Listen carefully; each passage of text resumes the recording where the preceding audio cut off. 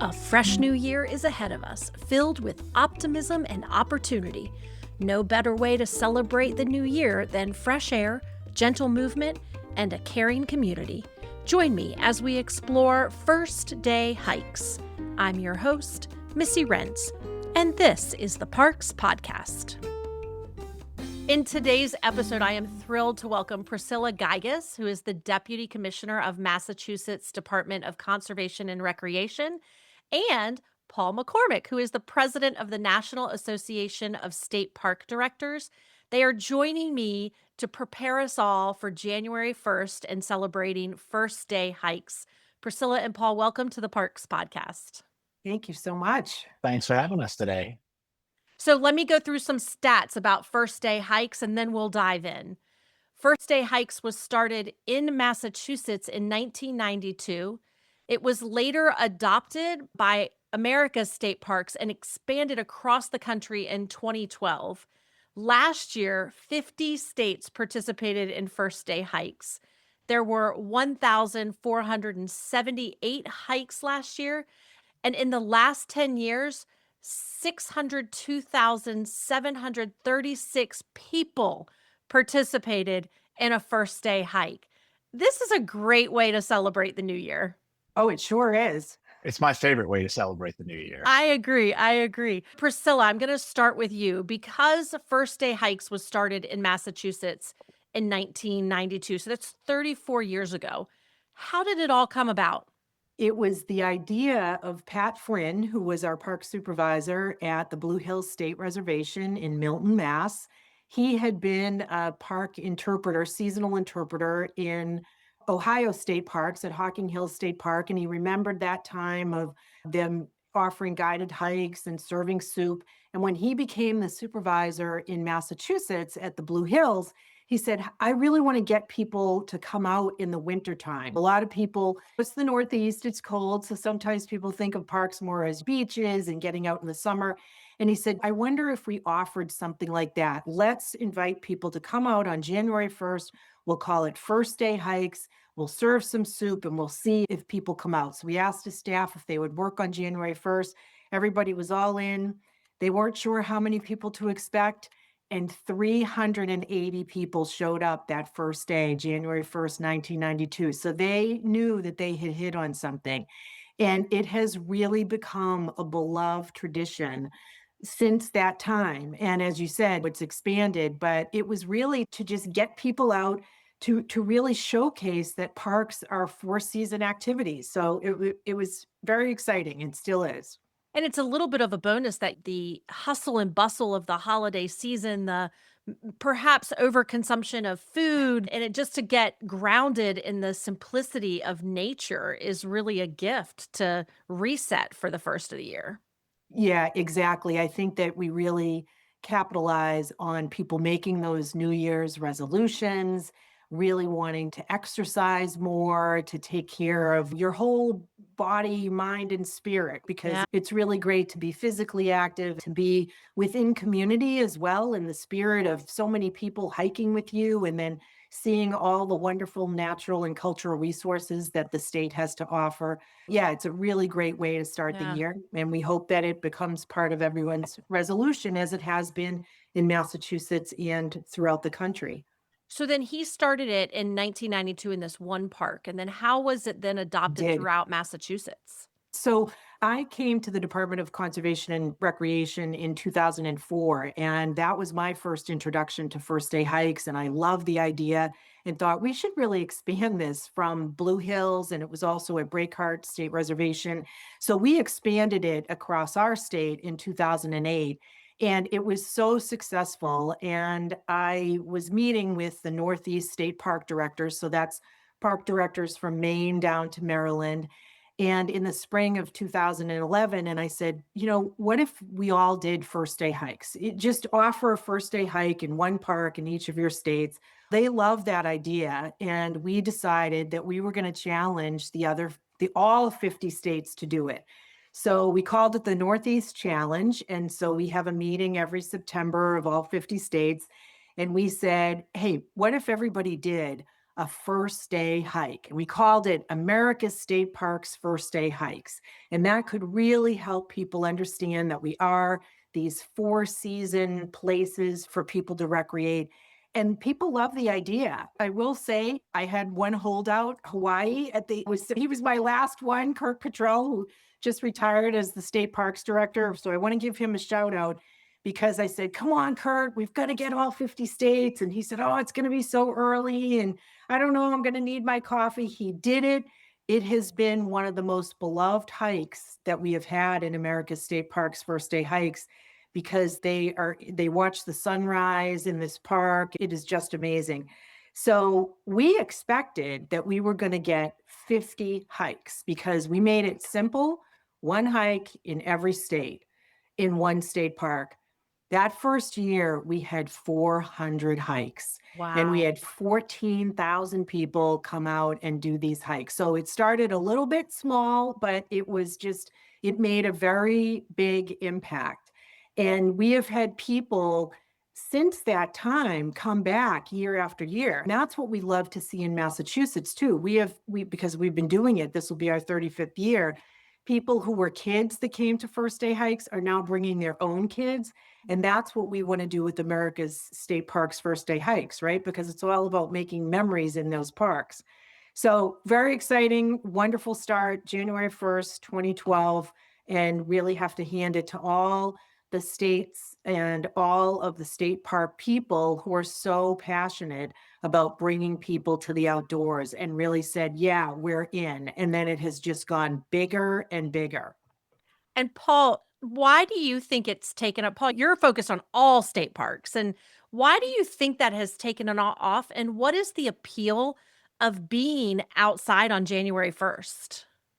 Let me pick up and say, I haven't always been in this role. I was a park ranger in South Carolina for a number of years, and I remember when my director, who was at the meeting with Priscilla, came back and announced to all of his leadership team that I was on, "We're doing some first day hikes this year," and explained to us what Priscilla had done. And so South Carolina, we had never done them before, but we sent it out.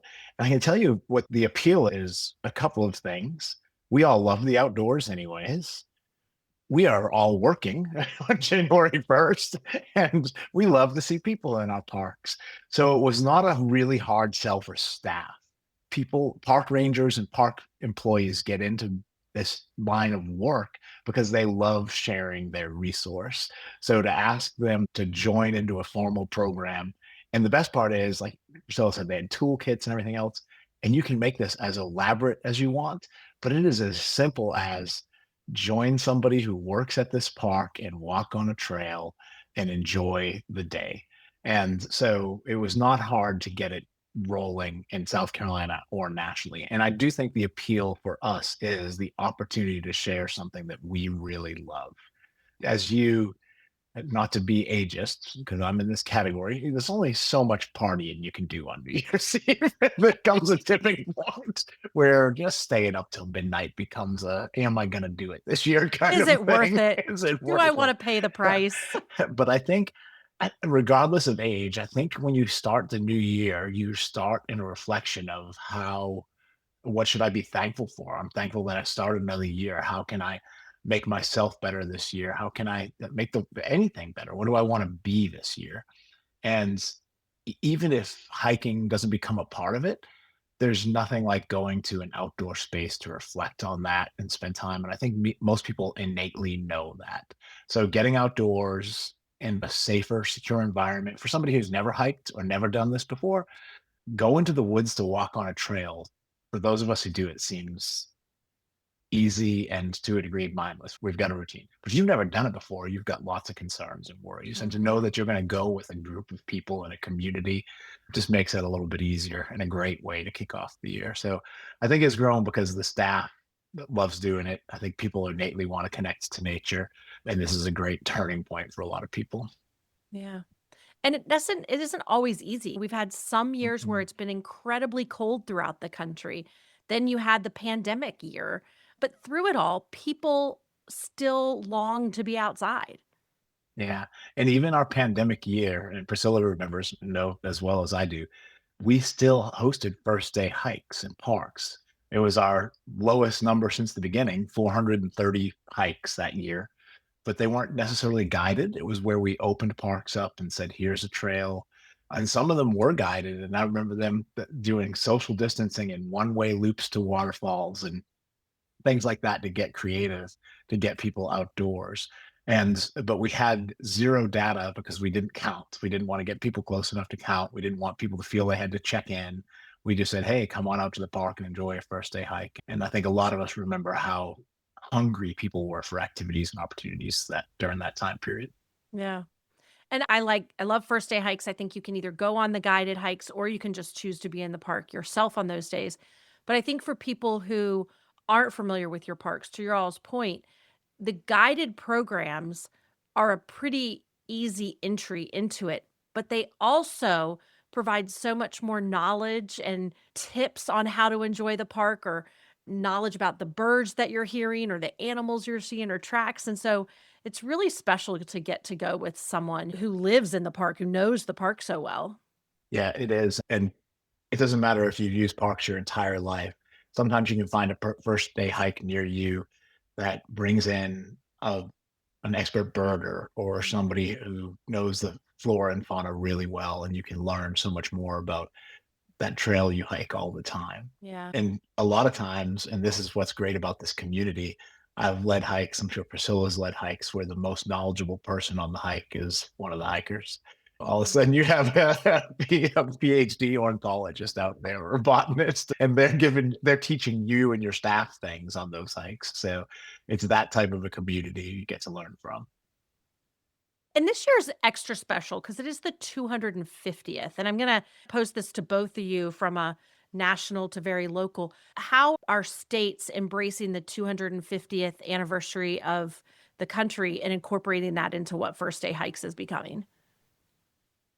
In Massachusetts, we like to say we start revolutions. So we started the revolution of first day hikes, and we are inviting people to develop their own revolution in terms of fitness and in health and getting out into our parks and really exploring the parks. That is certainly going to be part of our message. And we've got our special logo with the first day hikes and the and Mass 250 as well as the regular 250. Just really having people come out and join the national revolution. I think it's so we are tying in. You saw our logo for First Day Hikes is celebrating the 250th. And as Priscilla said, a lot of states have their own logos celebrating the 250th and are doing special things to market. So state parks and First Day Hikes is a great example, are not just an entryway into the outdoors. We protect some of the most special places in our country, significant places in our states, not just natural resources, but historic resources. And state parks are a great way for you to learn about the history of your state and how your state was involved in the 250th and can make a larger connection to our country. So states are doing it across the country and doing things differently. But each state has unique historic sites that tell the story of their state pre-Revolutionary War up through the Revolutionary War. And that is a great way for people to connect with their state and learn more about the 250th. And nationally, we have state parks have sites of national significance, and there's going to be some national events at some of our state parks as well. So we're pretty excited. So let's talk about planning your first day hike.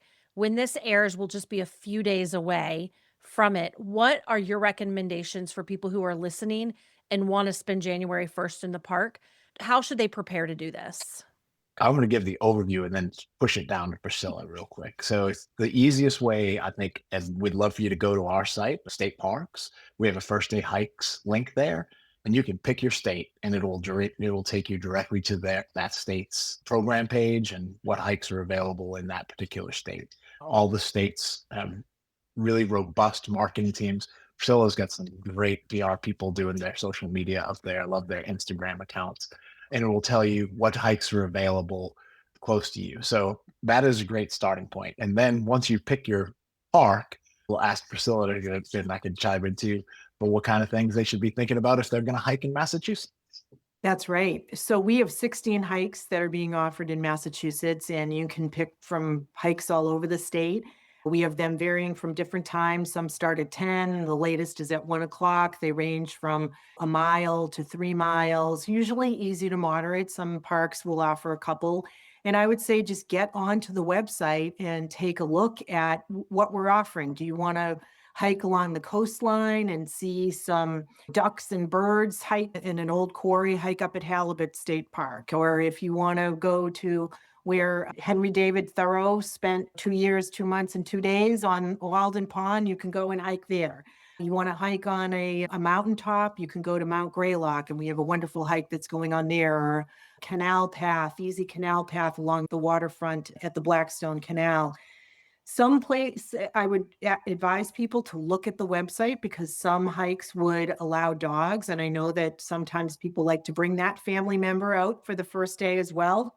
And sometimes we want you to have that dog stay home or pick an alternative hike. And also just really be conscious of the weather up in the Northeast. We do get snow, it does get cold. We want to make sure that people are prepared.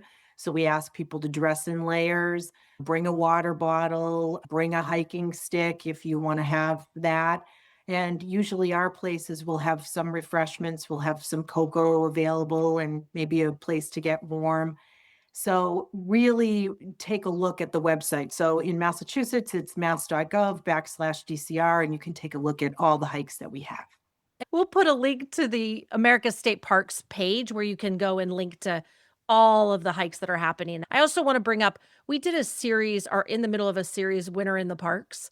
And we just talked to different state parks about what they have going on for the winter. And a couple of them have brought up challenges in their areas. Weather is one. And Arizona, they were talking about, because a lot of their state parks are rural, really look at it and plan for the travel time that it's going to take to Mhm. get there. Also, for places like that, they're like, "I think you might need some sunscreen down here." We always talk about winter, and we're talking Virginia and Massachusetts, but Paul, you probably need sunscreen in South Carolina and things like Yeah. that. So each park, each state does have unique suggestions, and I think if you go to their websites, they're gonna help you. The other thing I was thinking of this morning with all of the bad weather that's moving across the country in the middle of December when we're recording this is that pay attention to the park social media pages, because if Mhm. there's any changes, chances are they're posting them there. If there's right now in the Pacific Northwest, there's a lot of rain and a lot of flooding and stuff. So I think just really staying connected with your state park on their social and websites is really key as you're putting your plan together. It absolutely is. And most of our state parks websites have really good information about how to layer Mhm. for the right weather, how what footwear to use when you're in certain areas of the state. Yeah, And we would also encourage people know your own limitations as well. Pick a hike that's suited for you. good And point. that is because this is supposed to be enjoyable. And there will be some hikes out there that 10 people will go on because it's 10 degrees below zero. And those 10 people are crazy, but that is suited for them. Exactly. Like a true South Carolinian.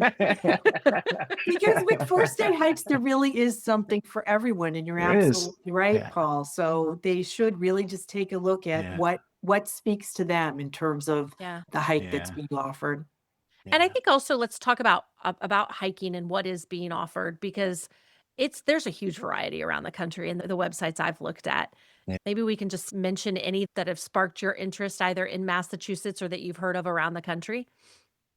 Well, one of the things that I would encourage a lot of states have this resource now, and Priscilla can speak specifically for there, but I know in South Carolina, one of the things that is really cool the last couple of years is we have states that have mobility assistance devices at a lot of their parks. So it's like our track chairs or Huckleberry hikers or things like that. So if you're somebody who has never just gone wanted to get to a park because you feel like mobility is an issue, get on your state's website and see if there are resources available at certain parks for you to, a lot of times at no cost, reserve a chair that can help you enjoy the outdoors. Yeah. So I'm excited about those types of hikes that are going on. The other fun stuff that goes on in the South, I take it back. We call them polar plunges. I know they're not really. I'm sure it's happening up north. We do put some polar plunges around the South in January. And I know Priscilla probably laughs at that, but we have a couple parks that jump into the lake or jump into the ocean, Uh, and it's no hike, but it's their first day polar plunge, first day this and that. And so there are some interesting things. I've seen bike rides, I've seen horseback rides, I've seen snowmobile rides advertised, depending upon what activities go on in your state. So there's so much cool stuff going on out there. yeah. It's true, and we have a first skate if people want to do that. We've also had folks in America's state parks bring out horses along the trail. They'll do a horseback ride. So people have been really creative. And I think Paul's right on in terms of the accessibility. We really want to make sure that people can come out and have a good time. And the accessible trails, the one that I mentioned at Walden is on an accessible trail. Really important to just get everybody, have it universally accessible for people to enjoy the great outdoors. And accessible for mobility, but also accessible for ages. There's things Mhm. for kids, there's things for grandparents. It's really across the board. Absolutely. Absolutely. I love the crafts that I always feel like there's some unique craft that the kids are doing. And I always think it's so special, like the memento they take from playing in the sticks and mud and leaves and all of that. Mhm.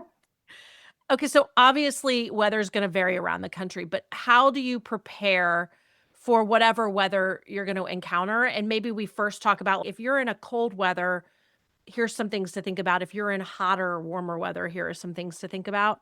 And from your all's experiences, maybe Priscilla, we'll let you take the cold. What are some things you recommend if someone is going, I'm taking my family out in the cold. I've not done this before. What do I need to know? I think that you really need to have that layering, really dress in layers, make sure that everybody's got a hat and gloves. And maybe if it's going to be really cold, have some of those warming packets that you can Yeah. put in the mittens and the boots. You also really want to have excellent footwear for what you're doing, sturdy boots. I know a lot of times people like to go out maybe in sneakers or something like that is not like kids. You've got to get the boots on the kids and really make sure that they're all dressed. Water is really important. And also, as you said, you mentioned sunscreen before. That is important. Even if there's snow outside, especially if there's snow outside, you've got to do Good that. point. It's the reflection.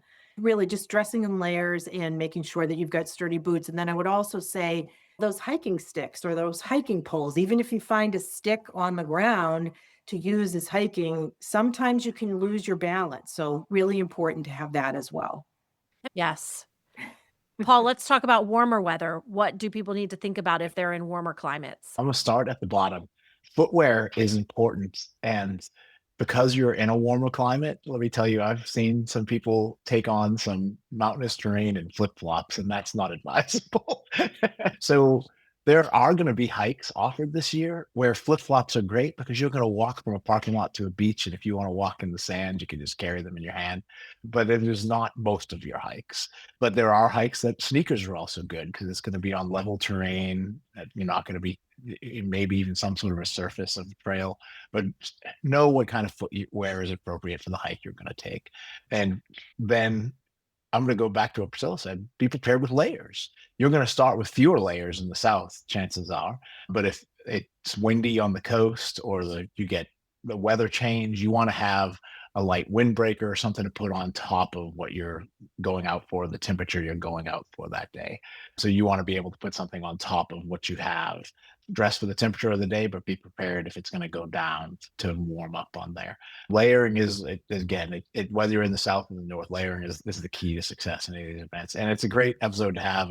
But we don't want people to get too intimidated because if you start Googling layering, we'll start talking about technical wicking, Right. moisture wicking material. I've done some backpacking, so like some of the high end undergarments and all this stuff, so that because you're like you got to get the moisture away from your body, you got to Right. trap air, you got to do all this. If you live in the region you're hiking in, you've been outside in the cold weather, you've got the appropriate clothing to do a first day hike. Just you again don't want to be miserable. So put a little forethought into I'm going to carry a little backpack with me because I'll be out there for a mile and a half and I'm going to throw in the South. I usually say I throw a shell, so a little packable raincoat or something like that in case something goes on. A hat for the sun, not necessarily for the cold weather, but a hat for the sun, sunglasses, and I'm probably in shorts all day anyways. But That's it's so not going to get dreamy. that cold. 17 degrees here right now. That sounds really nice to me right now. What about, and we talked about like these are relatively shortened, so you don't necessarily need as much, but what do you think people should consider packing and taking with them on these hikes?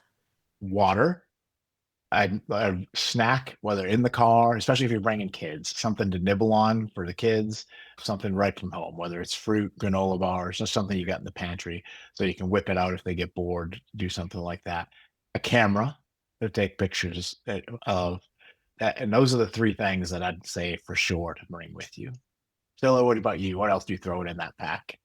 I would say the same thing, and I want to underscore the camera because we really want people to post on social media their wonderful experiences that they're having in the hikes because Yeah. that just inspires other people to go out to the parks as well. So Yeah. we're looking And forward to seeing that. there's so many tools and apps available for people with smartphones now. Like I can't tell how Plant ID has changed the hiking experience. And Yeah. Flower ID, all of a sudden you see a flower and it's just a little flower. I don't know all the flowers, but hey, I've got an ID thing and I can take a picture of it and all of a sudden I know what that flower is and that plant is or that tree is. Well, Absolutely. and one of the things that we're doing is we made these big frames so that they will say the first day hikes, America State Park's first day hikes, and the Mass 250, so that people can get behind that wooden Mhm. frame and then take a picture in Oh, that, that's and then cool. they could post that. So Take their we're really looking selfies. forward Nice. to seeing that. Yeah. Oh, Nice. that's really fun to experience all of the parks that day. My social feed's filled with them around the country, which is really fun. Mhm. So we wrap up every episode with a speed round of questions. I'm going to ask these to both of you. Maybe we'll ping pong back and forth from Priscilla to Paul. Okay, what is your earliest park memory?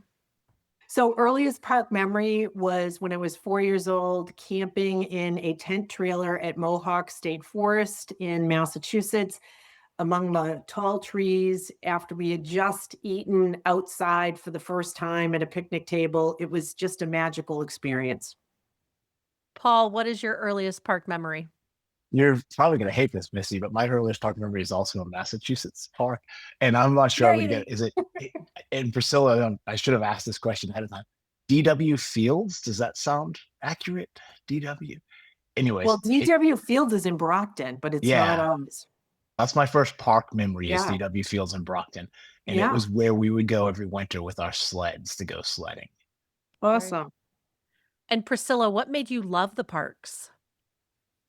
So every summer during my childhood, my parents would take the entire month of August and bring my sister and me camping and hiking all across the country. So we went to state and national parks, and it was amazing. And we would always go to the ranger programs, and I was just hooked. So Paul knows this. I used to pretend that I was a park ranger. I have a picture of me in my little coonskin cap when I was 8 years old, standing at the Grand Canyon of Yellowstone, very proud that I was protecting the park. And I just knew that I wanted to be in parks. And that's why I'm here today. Love it. Paul, what made you love the parks?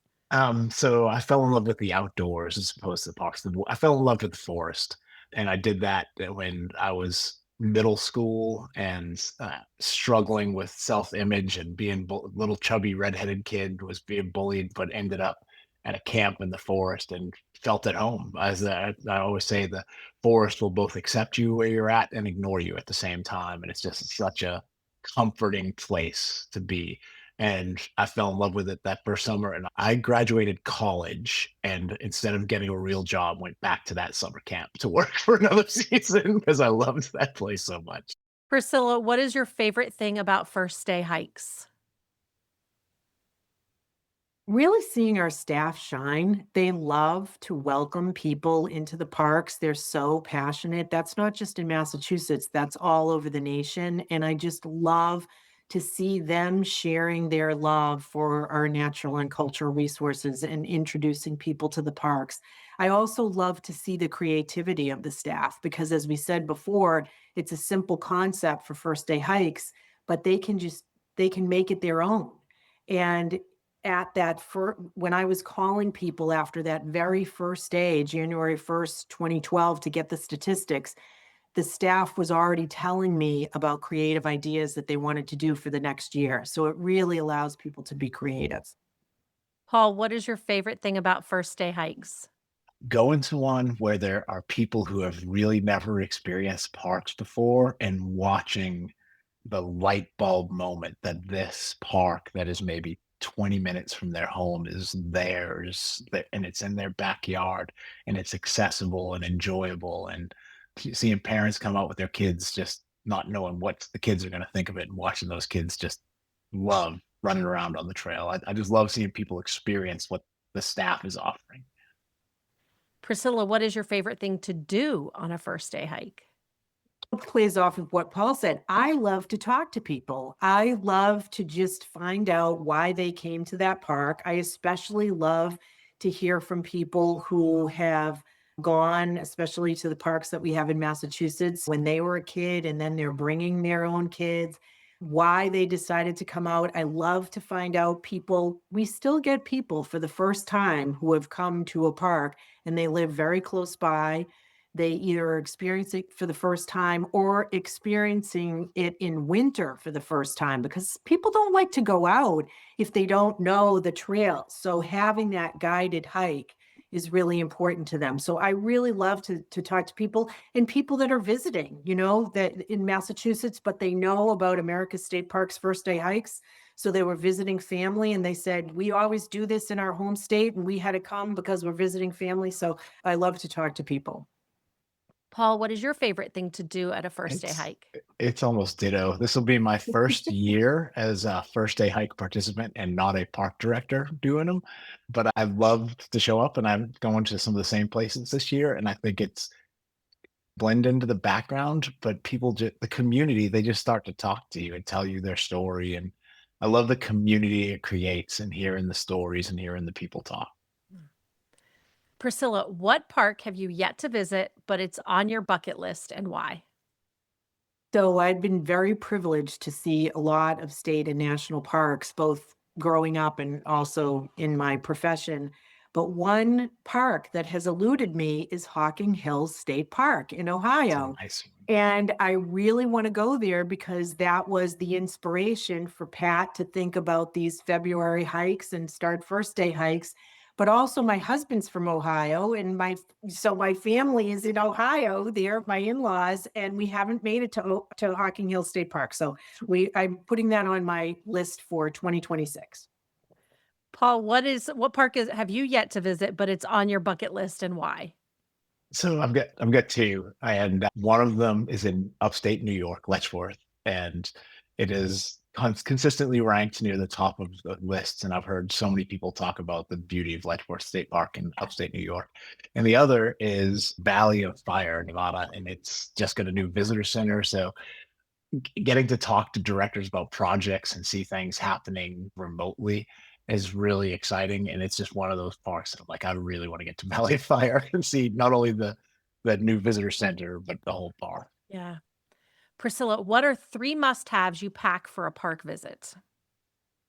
So definitely my camera because I am always taking pictures. Paul knows this. I have such a bank of pictures. I pack a tripod. I have a long tripod. I also have a mini tripod because I love to get some great photos. I always want to have some good team photos when I'm out there. I do a lot of hiking with my staff as well. So we like to take some photos. And I also like to have a little notebook for getting ideas from other states. And even in our own parks, I can get an idea. So I like to have that as well. And I also like to have a little snack because I like to have a reward when I'm after a hike. Paul, what are three must-haves you pack for a park visit? Water. I drink way too much water. So I stay hydrated. It makes your experience more enjoyable. I also camera is another big one because I not only do I use it for the apps, the phone for the apps, but I love sharing my experience with other people, like the beautiful views and the scenery. And I'm a horrible photographer, but we're in such beautiful areas. And the other thing, and I've said this for years, and it's a cop out, but pack your patience whenever you visit a park because you're going for an experience and you don't know what that experience is going to be when you walk out the door. If you could pick the worst day of the year, it could be the most crowded park experience you've had, but it's still probably going to be beautiful once you get out there and enjoy it. And the trail conditions could be less than stellar. And So pack your patience and recognize what you're going there for, what you're going there to do. And part of that is reconnecting with nature and having an experience. Yeah. Priscilla, what is your favorite campfire activity? Oh, I love to make s'mores. And I just think that is something that you have to do when you're camping. And in fact, this summer, we just brought a group of kids. We started a stewardship corps, and these are junior high and high school kids. And these kids had never been camping before. And so we brought them out camping, and some of the kids had never made s'mores before. And it was just really exciting to see them put it together and then take that first bite. So that was really great. I also like singing by the campfire too. I think that's such a wonderful communal experience. Paul, what is your favorite campfire activity? My campfire activity has changed through the years. My kids are all grown, and so we have fires a good bit when they're in town. We have a little outdoor space out in the woods, a little bit, a fire pit area. And so my favorite campfire activity is conversations in the dark, I'll call it. It's amazing how much more open you feel when you feel the blanket of the dark and the warmth of the fire, that you can have really in-depth conversations with close friends and family that would be uncomfortable in the lights of the living room. If that makes It sense. does. And Priscilla, are you in a tent, camper, or cabin? So I am now a van camper because during COVID, my husband and I bought a 1985 VW Westphalia camper van. So we have been camping around New England. And then last summer, we went down to Smoky Mountains, which was really great. But this fall, I actually camped. I do love cabins of those three.